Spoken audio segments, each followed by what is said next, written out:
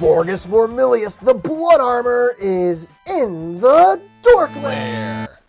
Welcome to another DorkLair action figure review. Today I'm taking a look at this Mythic Legion's Vorgus Vermillius, the blood armor. And this is from the All-Stars 2.0 wave.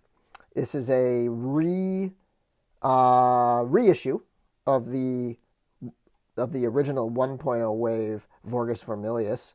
I've heard that the paint is slightly darker on this one than the first Vorgus, so there might be some slight variations in terms of how it specifically looks, but generally this is a reissue, maybe with some minor improvements depending on how you look at it. But so it's nice that this is a line that will get reissues.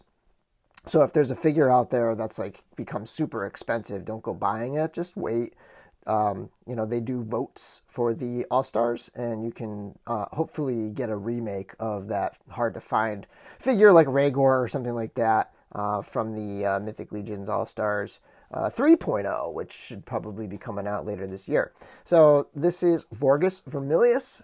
He's part of Ilithia's brood, and he's got a pretty cool story. So this was the fan vote figure, and the backstory of this figure of this character, I should say, is that he was one of the first vampires in Ilithia's brood, and he sought greater power. And what he did was he basically commissioned essentially an enchanted armor, but the cost was so great that what happened was the armor essentially took on a life of its own, ultimately devoured Edgard, became a being of its own called Vorgus Vermillius, and then it travels and roams around devouring people, sort of possessing these different people and devouring their life force. And so the armor itself is a being unto itself now. So pretty cool looking Blood Knight, really deep reds. Just this is it's just all the same parts as basically a regular kind of knight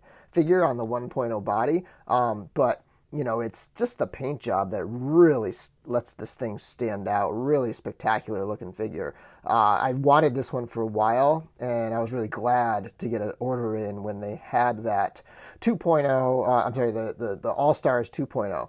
So this will actually be available at some point this spring. They're going to do an in-stock sale. So keep on the lookout, get on their mailing list, and you'll be able to get this figure at the regular $35 price if you get in on that in-stock sale right when it goes up. And getting a quick look at the packaging, it's your standard Mythic Legion's box, regular size package. On the side, it has Vorgus's bio. On the back, the typical lineup of figures and the general Mythic Legion's story, and then the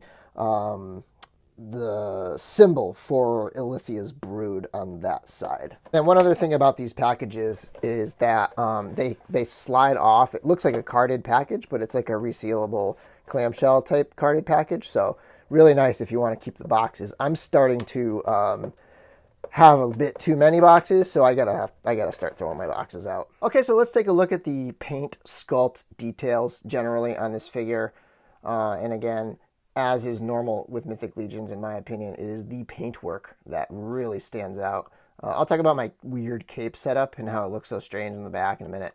But anyway, so starting at the head, this is almost like a sort of Spartan sort of looking helmet. There's a few other figures. Obviously, there's actually a bunch of other figures with this helmet type. But the cool thing about this helmet type and what makes it reusable to almost the infinite degree by Four Horsemen is that these side pieces come out. So ultimately, they can have antlers or horns or spikes or other just general different kinds of add-ons to these helmets to give them a lot of variety. The sculpt work is very nice, especially on those horns there. You can see there's a very almost organic kind of naturalness to them, and some more details of the sculpting on the helmet.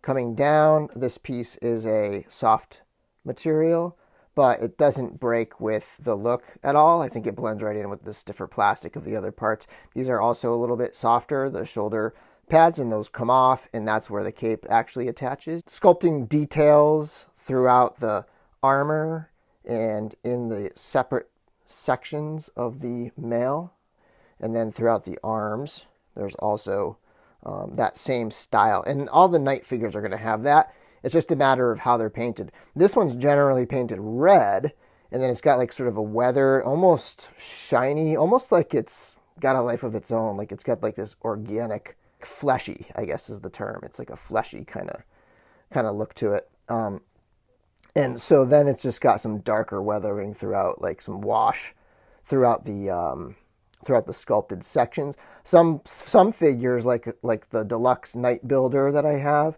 all that stuff is painted in a different color. Like it's gold on the Knight Builder and then silver everywhere else. The skirt piece is the standard skirt for the knights, and so this outer, so the belted piece and then the sides is one soft piece, and you can see the sculpted details there. And then this piece pegs into the pelvis right there, and it's basically the same material with a similar design to it. The legs, you can see, continue that same styling, and all the different rivets and pieces to the mail just look really nice all the way down to the feet. So if you've seen like the knights there, it's basically all the same sculpt work. It's just this really nice, it's got a shine to it, and then it's got like a speckling or something that gives it like this fleshy tone to really make it look like, you know, it's sort of blood. Really neat. And you can check out the details on the back.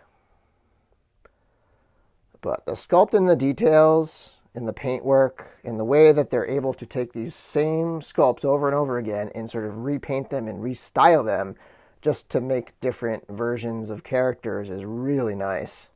Like this guy looks covered in blood, basically. And it looks almost bright or something in certain lighting. Like I have it kind of like, I have the lighting turned up right now, but it looks really deep red, and if you get the photos right and you get the lights dimmed down and you get the brightness down a little bit. So really cool looking armor. Okay, now I'll take a look at Vorgus next to a couple other figures, starting out with some Mythic Legions. The other fan-created figure is Ravenna, which I have a review on if you want to take a look at that. And so what they've done story-wise is they've made Vorgus, I think he was the killer of her parents or something like that. So like these are arch enemies, and they're both figures that were created by fans by way of selecting and voting on the different parts and pieces and paint schemes and stuff that how they developed the figure. And then the others, so that's a 2.0 body type, and then another figure on the 2.0 body type with just a few different pieces is the Shadow Elf Warrior, which I've also done a review on. So you get a sense of that new body type from the Advent of Decay next to the 1.0 body type. And then the other Advent of Decay figure that I'll just put up there is basically the Goblin body, and that is Thistlethorn next to Vorgus. You can get a sense of the size there.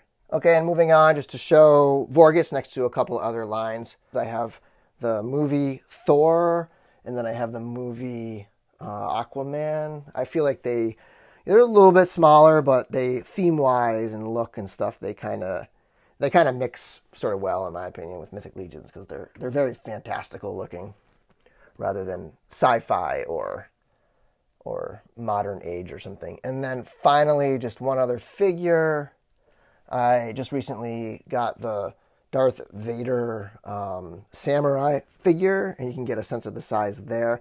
The samurai figures are definitely larger, but a little bit of posing, and they'll look pretty cool next to each other too. So Vader's pretty menacing and large. I'm really into this line, and I'm going to probably start reviewing some of these soon. And accessories. So Vorgus comes with this nicely painted longsword. It's got a handle that's painted very similar. So I wonder if the sword itself, I wonder if some of his weapons are also almost animated and part of that like enchanted armor kind of thing that has a life of its own, because it's basically made out of it looks like it's made out of the same materials, you know. So you have that, and then the other one that matches up with him is this axe. And these things are modular, so you could take like one of these sides off. One of these sides comes off. Which side is it? That side. You can take that side off. And then you could put like a spike on it if you want to just have one side to the axe. And it does come with that spike. So get a look at that. Painted very similarly. This axe has a bit of like a almost dwarven sculpt to it. But once you paint it up like this, it fits in pretty well with the knight. And he comes with a spear. Pretty plain. Pretty standard spear that a lot of the figures come with. And he also comes with a strap, so you could put the sword through it and have that on his belt or around his back. And then finally, he has a few little adapter pieces. And I'll just point out that the cape itself is an accessory that comes off. This one's a little thicker than the 2.0 capes. It's a little more fabric-y. It's not quite as loose. And then he's also got the pauldrons that come off as well. So these right here, he's got two of these pauldrons. And those are separate pieces too. And articulation, the head can rock up this far. And it'll rock down this far. And kind of back and forth. And it'll swivel pretty much all the way around. This neck piece is soft, so it'll get out of the way a little bit as you're moving the head around. And then the shoulders they're a bit limited actually. The shoulders can only come up about that far. The elbows have a single hinge, and again, fairly limited at the elbows. There is a swivel at the forearm, and then the hand swivels and hinges. And then my hand here actually pops out super easy. Almost too easy sometimes, but I'd rather it be easy than hard, because with these figures that are meant to be swappable modular pieces, I like the fact that they come out fairly easy.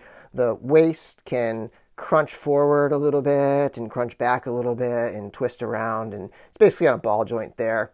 The hips are on a hinge and swivel. I often get loose hips on these. It's just part of the thing with the Mythic Legions, is sometimes these joints get a little bit loose. I never really have trouble posing them though. So this hip will kick up that far.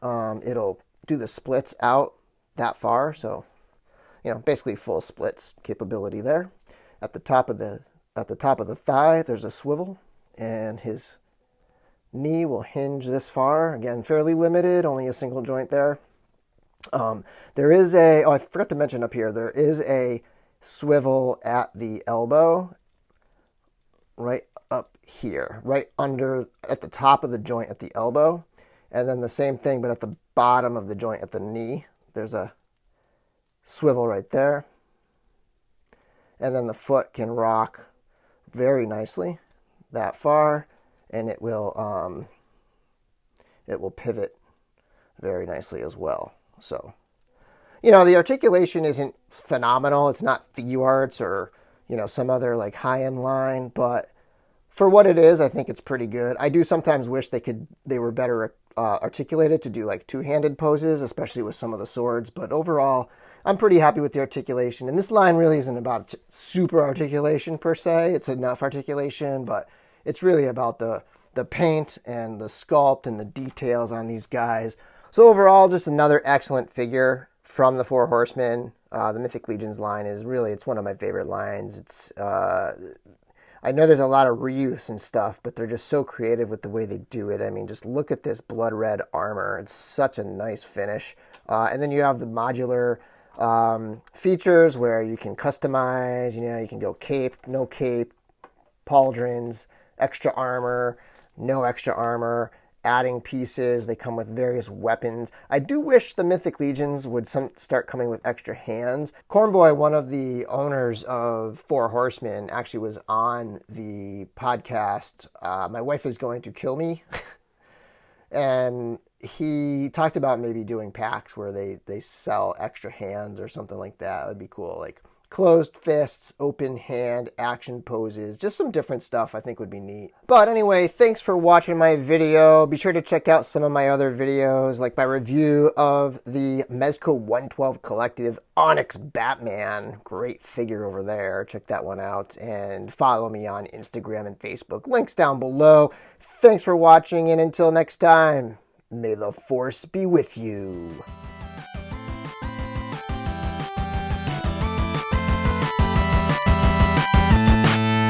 DorkLair!